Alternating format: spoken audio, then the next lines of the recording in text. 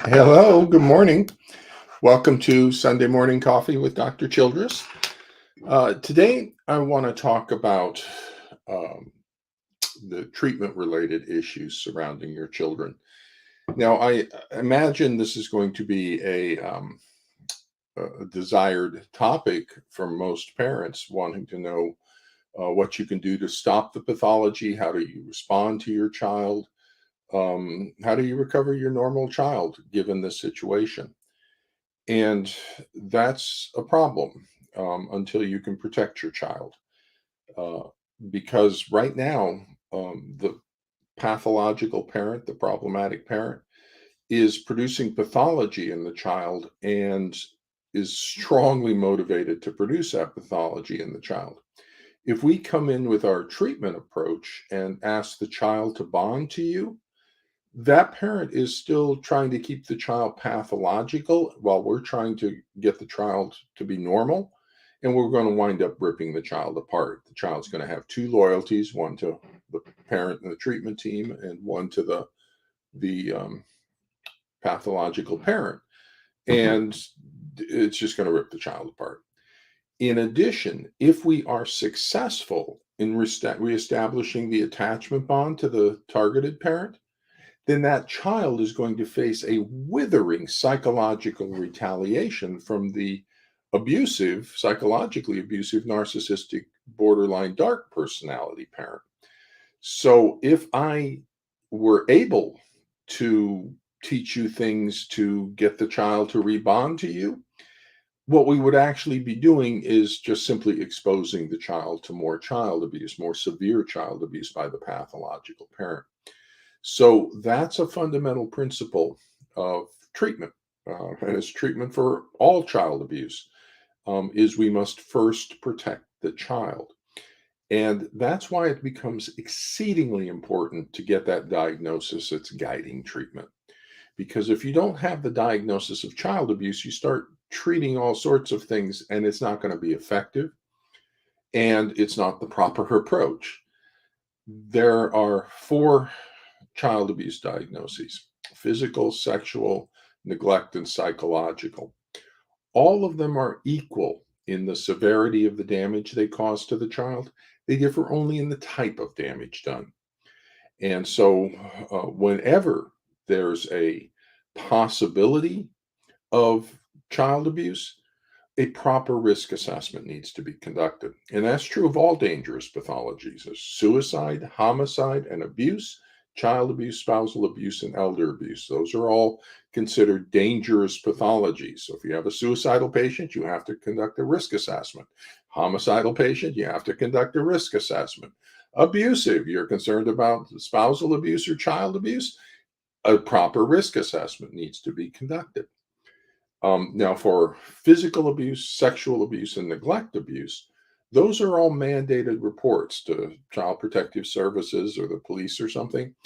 And so the proper risk assessment for those are conducted by Child Protective Services. Psychological abuse is not a mandated report. And as a result, mental health professionals are allowed to do a risk assessment for that. And indeed, it's expected because it's not a mandated report, and yet we still have duty to protect obligations around a possible dangerous pathology. And the reason it's not a mandated report is it's too complicated for CPS to figure out what's child psychological abuse. That's not as clear as the standards for physical abuse or sexual abuse or neglect abuse. And so, because it's more difficult to assess, shared persecutory delusion, factitious disorder imposed on another, false allegations of child abuse, all this kind of confusing stuff around psychological child abuse, it's expected then that the higher level of professional expertise of the psychologists should be brought to bear in making that diagnosis, that specific diagnosis. And in all cases of attachment pathology, severe attachment pathology surrounding child custody conflicts, the differential diagnosis is child abuse by one parent or the other. Either the targeted rejected parent is abusing the child and creating the child's attachment pathology towards that parent, that's a two-person attribution of causality. Or the allied parent is psychologically abusing the child by creating a shared persecutory delusion and false, factitious attachment pathology in the child for secondary gain to the narcissistic borderline dark parent of manipulating the court and their decisions around child custody and to meet the parent's own psychological and emotional needs. And so we have one way or the other. It's going one way or the other. When we have severe attachment pathology, that's the only thing that causes it is child abuse. Not even that, but that would be the only possibility for severe attachment pathology is child abuse. So we need to get a proper assessment to both possibilities, and that's going to be important moving forward. That we need both of those differential diagnoses accurately and properly assessed and diagnosed. The right now, because the pathology is so dangerous and the forensic psychologists are so ignorant and incompetent, there's a false allegation of abuse that's initially put forward by the pathological parent. And then then once they decide, well, no, it's not really abuse and it's investigated by CPS, and everybody kind of says it's not abuse by the targeted parent, they don't look back at the alternative, which is it's psychological abuse by the allied parent. They don't consider that possibility. The shared persecutory delusion falls. And so they're not making the diagnosis of child abuse. They are misdiagnosing child abuse because they are ignorant and incompetent and unethical and they don't care. So, the issue that we face within professional psychology and with you as parents is we really need the mental health people to start doing their jobs and protecting children from child abuse. Right now, the mental health people are in the role of a trauma role called the betrayer role. It's the role that it's a person who should protect and doesn't. And that's the role currently being filled by the professional psychologists. It's the mental health system around the family courts is absolutely broken. So within that context, that we need to be able to first protect the child. And when we have a child abuse diagnosis or suicidality or homicidality, any of the dangerous pathologies, we do not enter a treatment plan. We go to a safety plan first. For any of the dangerous pathology, suicide, homicide, abuse, the first thing we do is a safety plan to make sure everybody's safe. It's more a crisis intervention model. It's more active than therapy. Once everybody's safe, then we begin the treatment plan. So I know everybody kind of in the family courts jumps to treatment right away. We need reunification therapy. Well, what's the diagnosis? You don't need, first off, there's no such thing as reunification therapy, but you don't need therapy until you have the diagnosis. Are you treating cancer or diabetes? Don't rush into therapy and if you don't know what you're treating. And are you treating child abuse by the targeted parent or child abuse by the allied parent? That's totally different treatments. Which parent is abusing the child? And so it's essential that we get that child abuse diagnosis clarified and clear so that we can then develop an appropriate treatment plan. So now, with that being said, let's talk some about your family situation and things that you might, or things that are impacting you and potentially that you might be able to do to help your child. First thing, if you have a school-age child, I'm not going to talk about now adult children. Maybe some of the stuff will be applicable to that. But I'm going to focus primarily on the school-age children that we still have active stuff going on. The first thing I recommend you do is get over to Dorsey Pruder and her people and her programs. Take the Higher Purpose Parenting class. She trains coaches. You may want to consider a coach through her program. Dorsey Pruder is the most experienced professional in the family courts in recovering children, and her Higher Purpose Parenting course is going to teach you skills that will be helpful. And I'll give you some others type of things from clinical psychology, but the two blend. Dorsey and I have the same philosophy. I just use professional terminology. She uses more common language, common sense language to describe the feature. What's happening is um, the child, uh, Dorsey's approach or Dorsey's description that you are the chosen parent who the child is choosing you to lead the family because you're the healthier parent and the child knows that you can solve it and knows the other parent can't. So they are giving you the problem to solve. And the problem is, how do I love both parents? Dad, mom or dad is putting me in the middle and I'm forcing me to choose sides. So how do I solve that? And we're going to have to help the child solve that problem. The One of the things that the pathology does is it destabilizes parents. Dorsey talks a lot about this as well, and she's again absolutely right.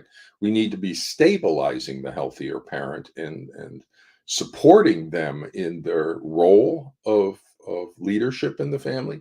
But instead, the mental health people are coming in and undermining the healthier parent and destabilizing them along with the pathology. The pathology will try to destabilize you in every way possible. It's going Primarily, it's going to attack your identity as a mother or a father. For us as adults in our grown years, it's called a period of generativity. It's when we are generating our our identity in work, we're developing our career, or in family. We become a mother and father, and we start to raise a family. That to take that away from somebody, their identity as a mother or a father, is like totally devastating to who they are. It's That's who you are, mom or dad, and all of a sudden you're not mom or dad anymore. Or you're bad mom or dad, or false allegations, which is the other way that the pathology destabilizes the parent, is with false allegations. And so reality is not even reality anymore. Your identity is being attacked, and this child who you used to have a relationship with, and all the normal kind of stuff with the child is distorted. This is an unrecognizable child, and so your reality is all over the place, and that's going to produce anxiety or fear. And that's what it's designed to do. It's designed to provoke your anxiety and get you responding out of your insecurities and fear. And one of the features of that is all you parents get triggered into trying to prove reality, prove you're not a bad parent, prove, to a judge that the other parent's doing things. You have a desire to prove things. And the pathology uses that and gets you into the family courts, sort of a knee-jerk thing where you're trying to prove you're a good parent to a judge, or prove the other parent's a bad parent to a judge. Stop it. That's a you thing. You need a diagnosis. You don't prove a diagnosis to a doctor. First off, you don't get a diagnosis from a judge. So get it out of the legal system. Get it over to healthcare. We need a diagnosis, not sending somebody to jail. And so this is about treatment. So we need to move it over to the healthcare section. And once you get over to doctors, you don't convince or prove you have ADHD to a doctor. It's a pattern match. You have symptoms. The doctor applies the diagnostic categories and gives you a diagnosis based on the pattern match of symptoms to diagnostic criteria. And so stop trying to prove things. The the With this pathology, research has indicated in child abuse that child abuse is the result of a failure in parental empathy. And the failure of parental empathy is of itself child abuse. Okay, what the research is indicating is that they're both flip sides of the same coin, that they're not separate two things, they're both parental failure of empathy and child abuse are just different variations of how you're looking at the same thing. And that means so this child is experiencing a tremendous absence of empathy from the allied narcissistic borderline parent. That's classic symptom of them, absence of empathy, which is the capacity for cruelty. And they're breached with you, so their empathy is lost. So this child is metal on metal in terms of empathy for their experience, and that's traumatic. That is the complex trauma, the absence of parental empathy. So the treatment for that is abundant empathy. So we got to get lots and lots of empathy back into that child, and we'll talk about um, that in a second.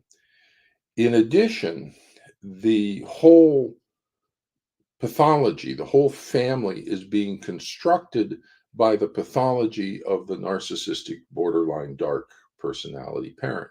And everybody's participating in it, even you. I call it being trauma resonant.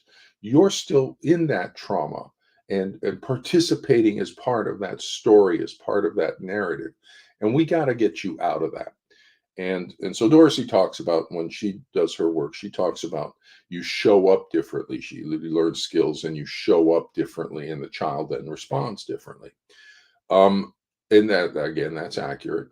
I use a music metaphor when I describe it, and the metaphor I use is like the pathological parent is playing, John Philip Sousa marches, da, da, da, da, da, da, da, and they're very marchable music. I mean, you hear a John Sousa march, I mean, you start marching down the street in the 4th of July or something. It's very marchable. So, mom's bad parent, she doesn't deserve children.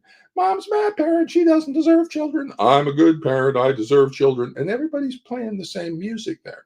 And the music is defined by the trauma, by the pathological parent. And what we need to do is we need to get you out playing like dance music, like Mozart or waltzes or something. We need you dancing instead of marching.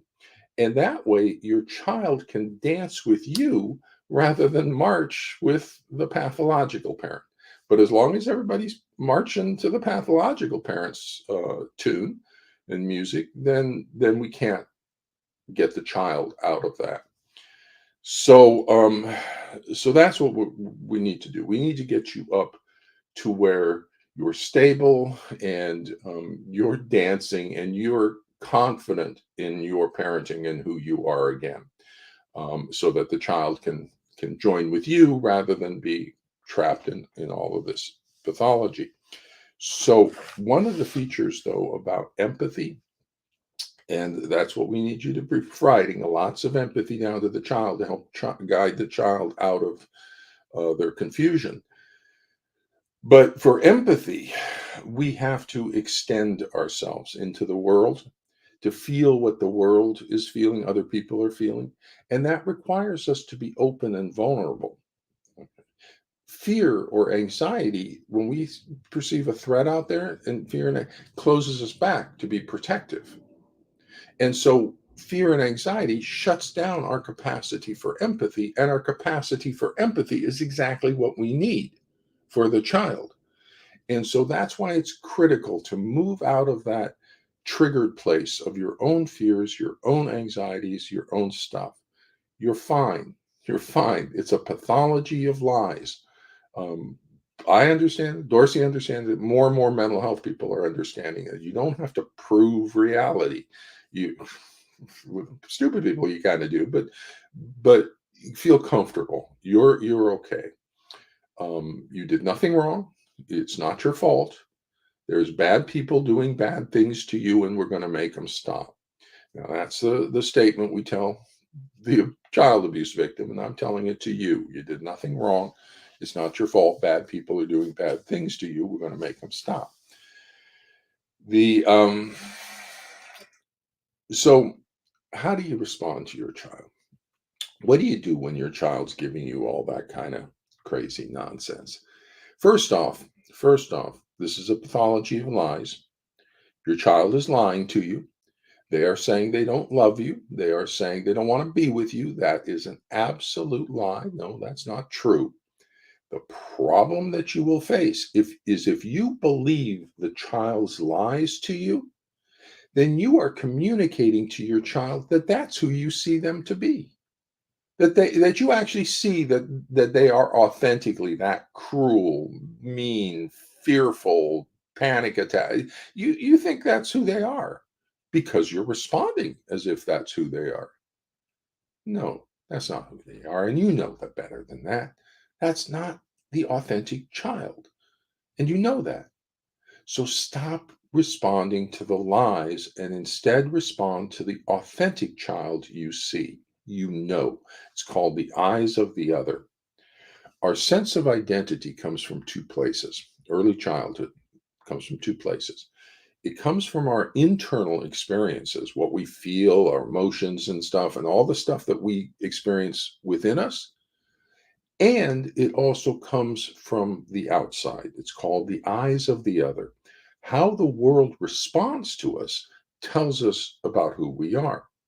And so that's what you need to be using here is responding with your eyes of the other and your perception of your child and who their authenticity is. And you need to see their authenticity strongly, more strongly than the pathological parent sees their pathology. Now, the child is coming to you with confusion. A lot of times you will hear the other parent's statements in being expressed by the child. Essentially, the child is bringing you the problem, and they're saying, Mom, Dad, the other parent here is saying these things about you, about the situation, and it doesn't make sense to me. That's not my experience, but they're saying that's true, and I don't know what to do about that. Can you help me figure this out? It's just they don't say it that way. They just give you like what the other pathological parent is saying, and then see what you do with that. Okay. And then a lot of times you parents get triggered into things and triggers your own stuff, and you start fighting with the child or arguing with the child or trying to convince the child about what reality is. The problem becomes your child's in a loyalty conflict, and so you're just winding up putting the child in the middle and ripping them apart. Now, the way the pathological parent produces the pathology is actually very simple. All they have to do is two things. First, put the child in the middle, force the child to choose sides, force the child to choose sides. And so if the child tries to maintain a bond to the targeted parent, they're just going to be put in the middle and all the stress. If they try to remain neutral, no, that's not acceptable. You're going to be put in the middle, and we're just going to keep the stress up. And so the only way of getting out of the middle is to collapse in and do what the pathological parent wants on that. And then so you just put the child in the middle, and then you create conflict, as much conflict as you can, and just wait. That's all you have to do. Put the child in the middle, create conflict, and wait. And eventually the child will collapse over because the child wants to be out of the middle and it's too stressful. The child can't maintain it. So if we try to, so the parents produce pathological parents producing the pathology. If we try to recover the child, then we are just fighting over the child, and that's exactly the second part, producing the stress, and it's not going to be an effective approach. We must first protect the child. We got to get that protective separation. Then we recover the child. Then we restore with the abusive parent with enough safeguards in place to make sure the abuse doesn't resume. We can do that. And we just need to approach it like we do all things in clinical psychology, all things in medicine. We got a differential diagnosis, two different possibilities could account for the symptoms. Well, let's collect the information that we need to make which diagnosis is it, which is there child abuse, which parent, and we diagnose it, and then we put it on a treatment plan depending upon what the diagnosis is. So now, for you parents, how do we get you from being in that Sousa March, kind of the trauma narrative? How do we get you dancing? How do we get you? And because if you're dancing, your child's going to dance with you rather than march with the other parent, but you're not giving them the option of dancing with you. And because you're being destabilized and anxiety and it's crazy and you're new to it, you didn't expect this. You had a marriage and a family, and all of a sudden everything goes haywire. So nobody expects to be in this position. So when you come in, it's very disorienting and you start looking around and discover parental alienation. You're trying to figure out what to do about it. Don't go to parental alienation. Don't use that. That's going to set you on a bad path. You need to stay on established knowledge, read my work. You can talk about negative parental influence. Psychological control is a good, you're worried about the psychological control of the child. That's a defined term. And if you haven't been to my consulting website, Dr. C.A. Childress consulting.com, you need to go there. You familiarize yourself with the mental health consulting page. That's where I talk to the mental health people, and familiarize yourself with the professional language of the professional things that I'm doing when I talk to the mental health people. Go over to the attorney resource page. I think you'll find that some handouts over there useful, particularly the risk assessment handout and the description of the pathology handout. Possibly there's a telehealth consulting like menu of how to get me involved that could be helpful. There's several handouts on that section that might be helpful to you. So check out the some of those. And then over on the parent resource section, there I have some writings and things up to support you over there. Down at the very bottom is the psychological control handout. Go down to that, pull that up, read those quotes. That's an established construct in professional psychology, the psychological control of the child. All those quotes. So if you use that construct, psychological control, you'll be on much more solid ground when you talk to everybody. And then you can talk about the negative influence of the other parent. You can, I would rely sort of on the family system stuff, the terminology there. You're worried about a cross-generational coalition that's creating an emotional cutoff. The child's being triangulated into the spousal conflict. Here's Minuchin's diagram, and here's the triangle, here's the enmeshment and cut off and all. And so you have even a picture you can show them and say, this is what I'm worried about. But when you get to the diagnostic phase or the child abuse discussion, that's the persecutory delusion, shared persecutory delusion. That's the child abuse. That's what we need to have assessed. And is a targeted parent abusing the child, creating the child's attachment pathology towards that parent? We'll take a look at it. That's one half of the differential. Or is the allied parent a narcissistic borderline dark parent, and they're psychologically abusing the child by creating the shared persecutory delusion and factitious false attachment pathology in the child for secondary gain of manipulating the court and meeting their own emotional and psychological needs. So we need both. That's a three-person triangle attribute. So we need both of those properly assessed. And we're in the legal system. The legal system is based on fairness and balance. So let's get a proper assessment. Let's look at the allied parents, see if they're a problem. Let's take a look at the targeted parents, see if they're a problem. Let's diagnose what it is. Let's identify what the problem is, diagnose the pathology, and then we'll put it on a treatment plan and fix it. I don't care what it is. We fix it. We fix attachment pathology. 100% of the time, we always fix attachment pathology.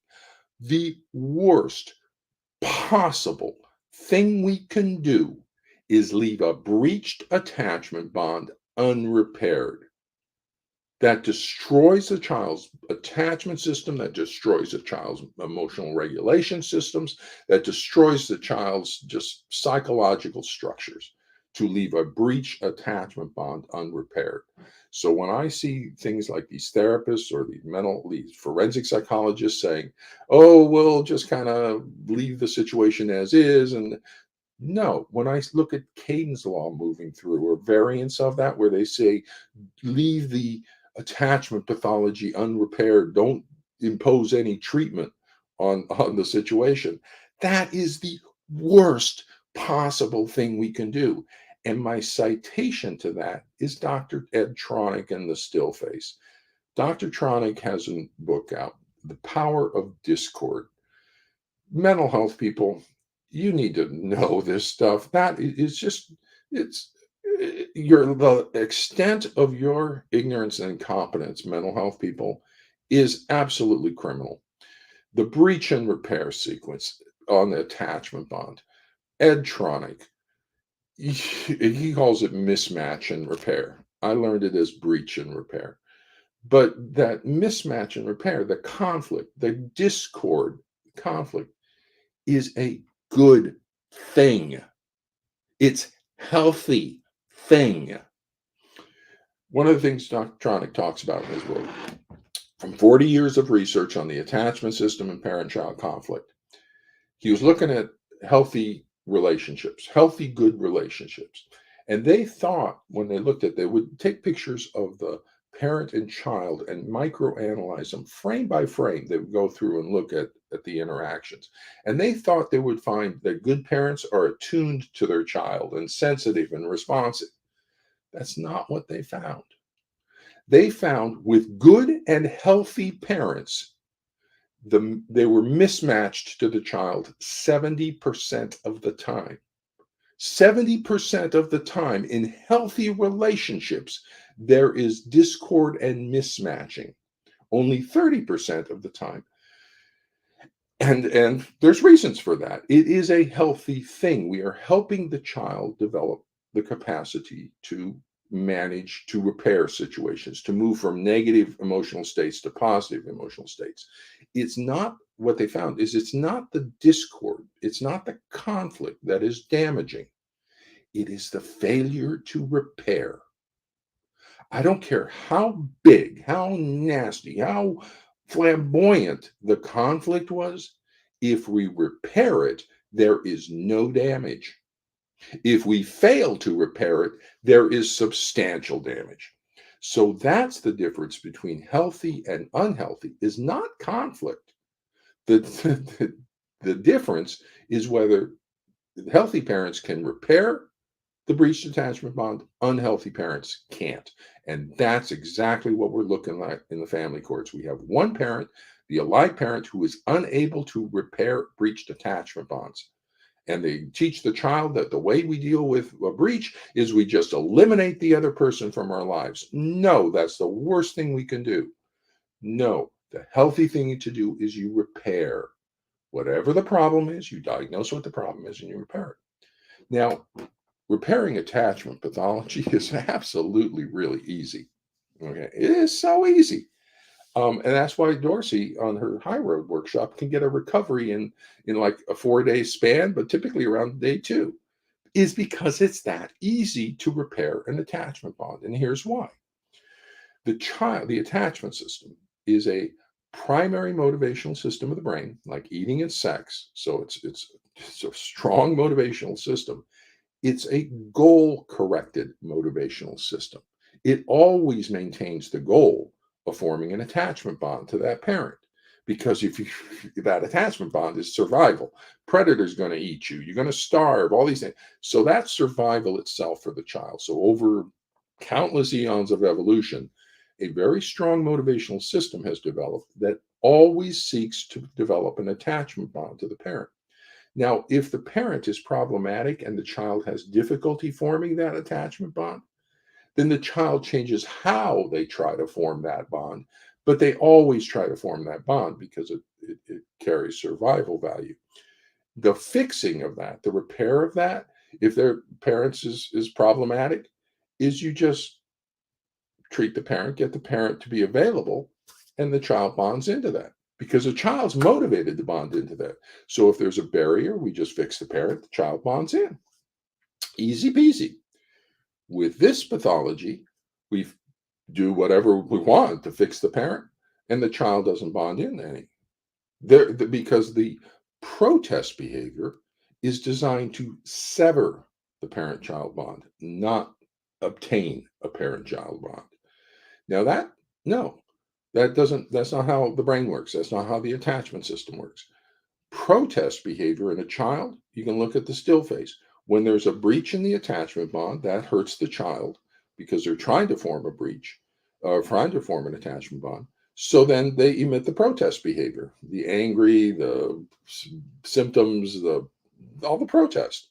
And it's designed to elicit the involvement of the parent to help get that repair. But in this case, we have the child's protest behavior is designed to sever the bond of the parent.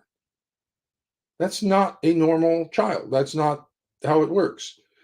Spouses reject spouses. Children don't reject parents. Children, the attachment system is always goal corrected, not for the spouse. Okay, the spouse, you have a problem, though they will breach the attachment bond and not repair it. So how did we find out that we have a spousal attachment system display in a child? Psychological control of the child by the parent. And so they're imposing their attachment orientation and beliefs onto a child. It's a false attachment pathology imposed on the child for secondary gain to the parent. It's a factitious disorder imposed on another, classically called Munchausen by proxy. It's not a medical disorder, it's a psychiatric disorder that's being imposed on the child. But if that's psychiatric and medical, that's all MD stuff. This is a factitious disorder imposed on another. It's a shared persecutory delusion. Both of those diagnoses, individually and together, lead to a child psychological abuse diagnosis. And that's the one we need for our actions. We need to protect the child. So, with that, how do you respond to your child when they start giving you all their nonsense? Okay. What's going to happen is the pathological parent is going to load up the child with all these attacks. If they're on the narcissistic variant, it might be anxiety, panic attacks, fake panic attacks. But mostly you're going to get the angry from about 8 years old on. And so they're going to load up the child with angry, and the child's going to come after you, and then you're going to have to defend yourself. So in giving you some skills, a skill to address that situation, I want to talk about sort of the emotions and how emotions kind of organize what we do. So there's basically 4 emotions: angry, sad, afraid, and happy. 2 of those are power emotions. That's angry, which is dominance, and afraid, which is submission. 2 are social emotions. That's happy, which is social bonding, and sad, which draws nurture. So, but interestingly, happy is also a power emotion. How does that work? Well, if I'm sitting around with a bunch of my monkey critter friends and we're all eating bananas and everybody's happy, I know there's no predator threat. I know there's no predator because everybody's relaxed and happy. So the emotion of happy indicates no danger or no threat. So now, if somebody's angry with me and says, "Dr. Childress, I hate you, you're awful," and I start laughing at them, I've just smacked them down. I communicate, "You're no threat to me. You're huffing and puffing. That's not a threat." So happy indicates no threat or danger, and so I can maintain my dominance. So and it's really easy to do. It's really easy to create that happy emotion because it's just this. It's just smile. Because when we're happy, we smile, but it works the other way too. When we smile, we fool our brain into thinking we're happy, and it adds a little happy chemical to our brain. And so it's not faking it, it's altering the emotion. It's better living through neurochemistry. And the emotions there, um, the other emotions don't combine. Okay, so anxious turns everything on and gets our brain thinking really fast, and our body turns on, and everything goes on with anxious. Sad turns everything off. I don't want to move. I don't want to do anything. My motivation's gone. So those 2 emotions don't blend. One's trying to turn our systems on, the other's trying to turn our systems off. Angry is a powerful emotion. it turns off the weaker emotions of fear and sadness. We don't feel afraid or sad when we're angry. We just feel angry. So none of those emotions combine. Happy combines with everything. It's the integrating emotion. It's the social bonding emotion. So it integrates. And so we can add happy to any one of those emotions. When we add happy to angry, we get leadership, because angry is power assertion and voice. So if I'm asserting power assertion and voice, and then I add the emotion of happy to power assertion and voice, I've got leadership. Come on, we can do this. If we add happy to anxiety, we get excitement. That's your roller coaster. Ooh, this is scary, but it's so fun. Okay. So, and if you're anxious and you smile, you will actually change the emotion. You won't be anxious. You'll be excited. You've changed the emotion. You've got anxious chemical and you've added a little happy chemical. And so you're doing a little, cocktail up in your head of your brain chemicals. And it's really easy. You just kind of do this. If we add happy to sad, we're doubling up on the social bonding emotions. That's compassion. When do we feel happy and sad at the same time? When we're sitting with somebody we love and they're sad, and we're sad with them, but it feels good to be sad with them. That's compassion. And so if you're ever feeling sad and you can smile at the same time, you will change the emotion and you will find that you will have compassion for yourself. And so it's an interesting one adding up over there. It's hard to do, add smile to sad. But what I want you to do is, when the child, so we need you to be dancing over here, and that's going to be this, to be in this nice, no worries, happy place of confidence and all. And so we want you over here rather than being triggered into your fears and defensiveness and all sorts of those things. So when the pathological parent loads up the child to attack you and typically, put you on the defensive, I want you to smile. Okay. When the child comes, so the parent's going to load up this attack on you, and your choice before was the child's going to challenge you for alpha dominance. Okay, and so they're going to challenge you. You can either respond with angry, which is reestablish your dominance, but then you're just going to be fighting with your child, or you can respond with submissiveness and let the child be in charge, and that's not going to work. So that's called a double bind. It's a classic symptom of trauma pathology.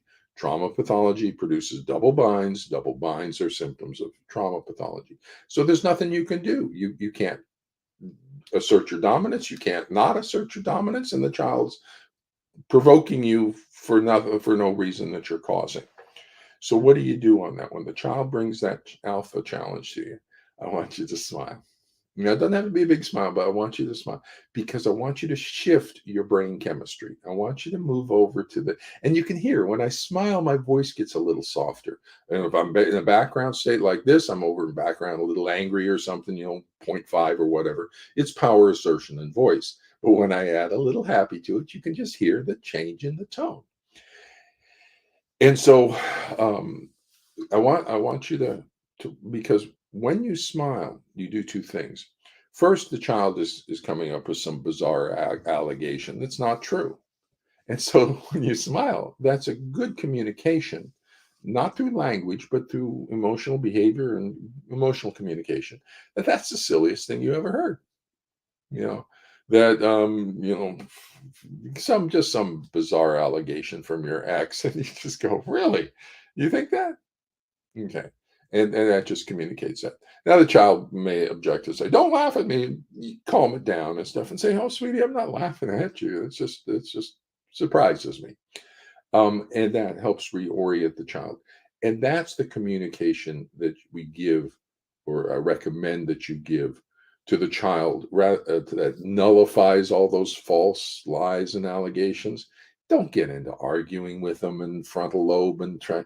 No, they need to know they're bringing you the situation and saying, Mom's saying all these things about you, and I don't believe them, but I don't know. I don't know what's going on here. So she's saying these things. What do you say? Now, they won't say it that way. They'll just give it to you from the other parent, provoke you in, and then kind of say, well, how are you going to handle this? And so if you stay calm, if you say, no worries, it's okay, there's no danger or threat here, that reassures the child that that you got a handle on it, you're in charge. Now, we can't um, ask the child to reveal their authenticity until we can protect them. And so I would be reluctant to actually move the child into a healthier relationship as long as they're exposed to the child abuse by the other parent. So you can kind of understand that how much is your child caught in the middle of these situations. But when they're with you, they're not with the other parent. So we can maybe get some islands of normalcy around this. Um, the yeah, so with the child, um, uh, false distortions, the false ideas that they come and attack you with, when you respond from that happy, confident place, you are reassuring the child that you have everything under control. Okay, so even if you're not dealing specifically or you can't deal specifically with the situation, it's just, I got a handle on it. We're going to work it out um, on this, and you don't want to talk about the past, and you don't want to go to the past. Trauma always pulls for an unsolvable past, and what we need is a solution focused approach. So don't try worry about what the problem is. Just go to fix the solution. The reason you don't want to go to the past is because the child is betraying you. The child's in a loyalty conflict. They're either going to be loyal to what the allied parent, but in which case they betray you, or they stay loyal to you, in which case they betray the other parent. And so that's your double bind again. No matter what they do, they're in trouble. So the other parent is extremely manipulative and has gone vulnerable and psychological control and has gotten the child to collapse into taking care of their own needs and being on their side in the situation. And so the the you as the parent need to be more um, stable in your perceptions. Um, we we can't put the child in the middle at this point, but you need to continue to see the authenticity of your child and don't respond to the pathology. Don't trigger into what it wants you to do is trigger into your anxieties and fears. And so if you just do this, you won't trigger into your anxieties or fears. Now, sometimes when I'm with my clients, just generally clients, um, and they're telling me some of the worst possible stuff in their life, I will just kind of maintain a low level, happy tone. Okay. And keep a low little smile on. Or when they start to tell me about something particularly difficult, I will smile. And if you're ever talking to me and doing anything with me and you start to get into something different, you can check me out. The moment you start to talk about something difficult, I'm going to smile on it because I'm going to give that no worries. I'm going to reorganize my brain, add a little happy up there, soften it in. Because if my client is telling me the most difficult, shameful, just difficult thing that they've had, and I'm in a background state of no worries, that it's not a problem, that's very reassuring to them. But at least I've got a handle on it and I'm not going around and getting all messed up. And that's will be very reassuring for your child that that you've got a handle on it.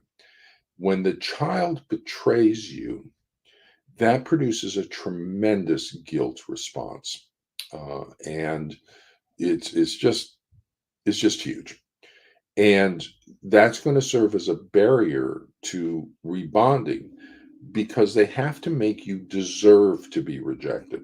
If you don't deserve to be rejected, then the child is a horrible human and is like, oh my god, and so that's just overwhelming for the child. And so they have to make you deserve to be rejected. If you take away from them and say, I don't deserve to be rejected, then you're just leaving them that they're a horrible human. And so uh, don't go to the past, because that's just going to, argue about who did what to who, and it's looking for blame, and that's just not helpful. What you do instead is you just kind of smile and you kind of move it aside and you say, oh man, things got out of control, didn't they? Okay. What do we do about it now? How do we fix it now? Going back to the repair. How do we fix it now? How do we do it? And stay relentlessly on repair, and stay relentlessly here. And not big, not broad, but just cooperative, just like what's going on.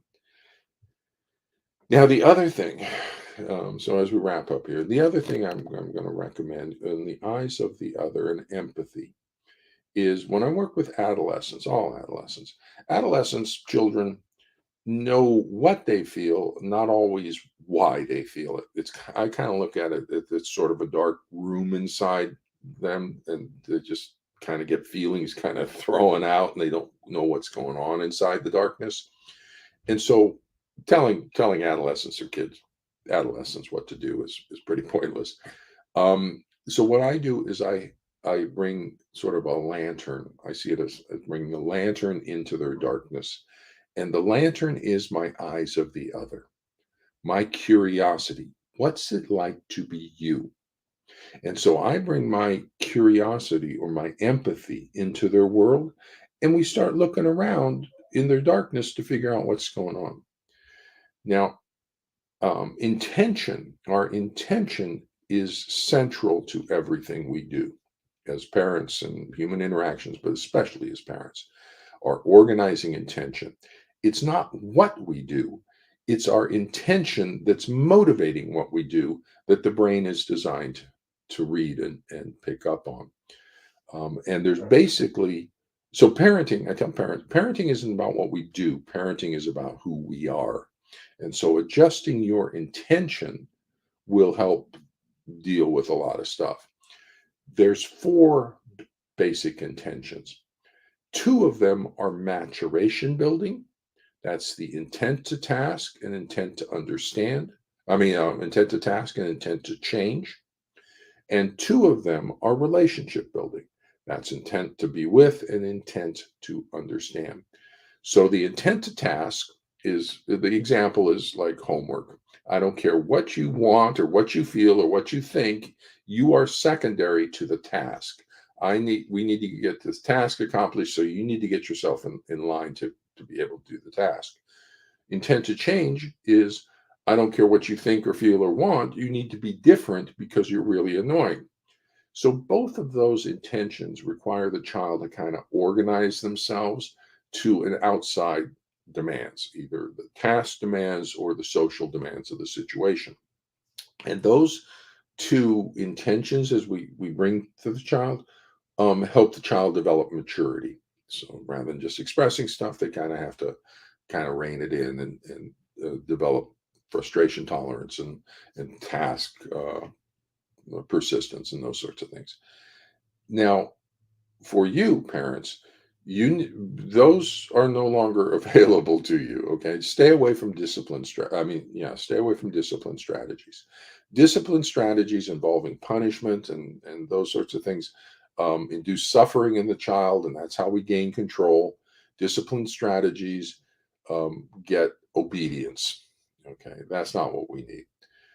What we want are guidance based strategies. That's the lantern, that's the empathy.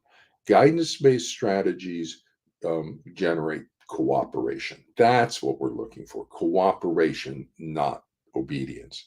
And so the intent to task and intent to change, if you try to use those, if you try to use some sort of discipline like a normal parent would do, you're just going to be manipulated. The other parent's going to use that against you. The child's going to use that against you. And they don't understand you, and they're so mean to you, and so they've basically taken away your dominance, your ability to discipline or be an authority in your family. That's called an inverted hierarchy. In Minuchin's diagram, you see it because the top row is the parental subsection of the family. The lower role is the child subsection of the family. And so where it should be mom and dad on top and the child down here, it's actually dad and the son are on the parent line and the mom's on the child line. And that's called an inverted hierarchy, where the child judges the parent as if the parent were the child and the child was the parent. And that's because they're getting all sorts of power, the child is, from the alliance with the allied parent. And so we know this in family systems therapy. Holy cow, this is like such family systems therapy 101. But the problem is none of your psychologists in the family courts know about family therapy. Unbelievable, but that's the situation. So yeah, don't put a moratorium on the past. Don't go to the past. Stay solution focused on what you're going to do now. Now, with the intentions, the social intentions are where you want to remain. Those are the intent to be with and the intent to understand. Mostly the intent to understand. The intent to be with is wonderful. Oh my goodness, the brain lights up when we see that. That's just, I like being with you for no particular reason. Just, I like being with you. The way I explain this to husbands in like marital therapy is I say, if your wife's in like cooking in the kitchen, walk in and say, what can I do to be helpful? And she'll say, nothing, nothing. I got it. No problem. And typically that would be the cue, and the dad would leave the situation. Don't leave. That's what I tell him. I say, don't leave. Just pull up a chair and sit down. Now she's going to look over and say, why is she still sitting there? I gave him permission to leave. Oh, he just wants to be with me. Oh, that's kind of nice. And then 5 minutes she'll have you doing something, and so that's the intent to be with. It's not task. It's not because you're doing something or making me feel good. It's just I like being with you because. Little pet names can carry this as well, so little things like, hey tiger, hi sport. Those are all intent to be with. They're all affectionate responses. The one that I want you to focus on, though, is the intent to understand. That is extremely powerful and extremely fragile. And so don't get over and trying to make things better. That's intent to change, or trying to solve problems. That's intent to task. Don't go there. Don't go there. We can always get there later. Stay simple. And the intent to understand is really simple. It's just curiosity. A simple curiosity. What's it like to be you? And it just help me understand. And so I'm going to come in with this curiosity. And it really helps with the happy emotion, because the happy emotion is a social bonding emotion. It pulls us right into their brain. And so we're walking around with them kind of going, what's it like to be you? And the child's trying to explain it. And we might not understand stuff. So we ask more questions and an effort to understand. And as we understand, as we bring the intent to understand, the child joins with us and brings an intent to understand. We're actually in a shared brain state. So we're producing that self-reflective insight motivation in them. Plus, as we find stuff, as the kids explaining stuff, they kind of develop their own understanding. One of the problems, among many, with this pathology is that reality is forever shifting. It's called an invalidating environment, Marshall Linehan. And so for the narcissistic borderline parent, truth and reality is what I assert them to be. So if I need the sky to be red, I just simply say, sky's red. 10 minutes later, I need it to be yellow. I just say, it's sky's yellow. So what happens for the child is the child says, oh, look, what a pretty blue sky. The parent says, that's not blue, it's red. It's like, wow, okay. The child says, next time the child goes, wow, what a pretty red sky. And the parent says, that's not red, it's yellow. And the child, whoa. The third time, the child looks up and goes, what a pretty red sky. Okay, they have to socially reference reality because reality keeps changing. So when we get the child into therapy, yes, we want to teach the child that the sky is blue, but the sky is not because I say it's blue. The sky is blue because you can look and see for yourself it's blue. And that's what we want to teach the child, that sense of self authenticity about. And so that's where the intent to understand comes in, is just curiosity about what's it like to be you, helping the child develop the capacity to find their own truth and reality. And going back to what I said initially about the child is lying to you and giving you a false child, and you know that, if you respond to that false child, you communicate that you believe that child is true. But with the intent to understand, there is a fundamental belief that's communicated that I have confidence in that kid's ability to figure things out. They're a good kid. I'm working with an adolescent or something. They're a good kid. I know that for a fact. They're a good kid. And we need to, I have confidence that they'll be able to figure it out. So let's go in and start looking around and see what's going on here, and bring my eyes of the other and my lantern, intent to understand, to their experience. So I'm going to wrap up here for my Sunday. There's more things I could be telling you as well. The therapy that you're going to want, you don't have a therapy in the family courts. There's nobody who does the therapy in the family courts, because clinical psychologists have abandoned you for 40 years. So there's no therapy over here. Dialectic behavior therapy is the model you want, because it will understand the borderline personality pathology. But dialectic behavior therapy is designed to treat the borderline. That's not what we're doing. We're working with the outcome of that, the parent child relationship. So it needs to be adapted to the family courts, and to the pathology in the family courts. But there's several things about DBT that will be helpful. Dialectic behavior therapy is cognitive behavior therapy combined with mindfulness out of the Eastern meditation traditions. The cognitive behavior therapy, two parts, cognitive behavioral. The cognitive part will be helpful in challenging the irrational beliefs of the child, the persecutory delusion. So that will be help. The cognitive part will be helpful with the persecutory delusion side. The behavioral side, applied behavioral analysis. If you do an applied behavioral analysis, you'll be able to differentiate authentic from inauthentic conflict. And what applied behavioral analysis is, you basically look at a sequence of actions like a conflict, and you look at what happened before, during, and after: thinking, doing, and feeling. So it's like a little chart: thinking, doing, feeling, before, during, after. You work it out, and you can see what's cueing the behavior, what's reinforcing the behavior, and stuff. So applied behavioral analysis will be able to tell you what's authentic and what's inauthentic conflict. In addition, the mindfulness is wonderful for the child in reducing stress. That child's caught in the middle of all this conflict, and the mindfulness skills will help the child manage that stress that they're under.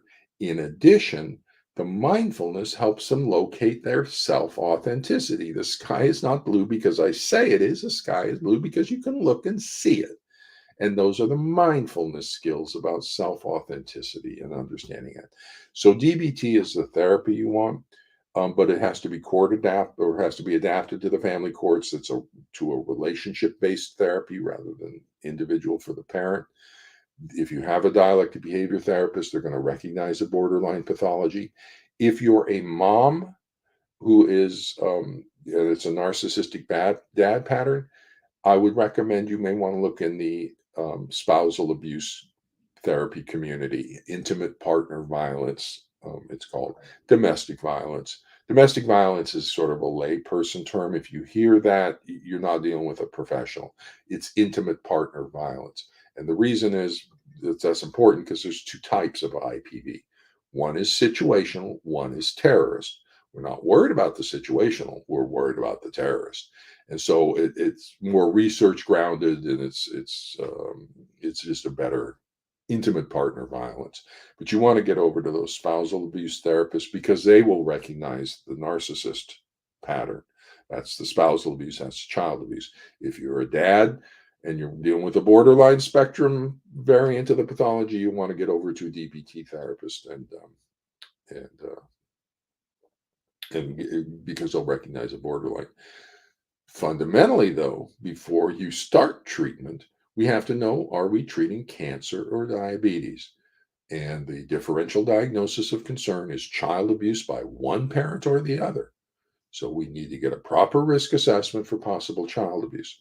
Final thing I'll say is the trauma and fear, but trauma will shut down our frontal lobe executive function systems for, and there's three of them: linear logical reasoning, foresight and planning ahead, and self reflective insight. Those all get turned off by trauma or fear or anxiety.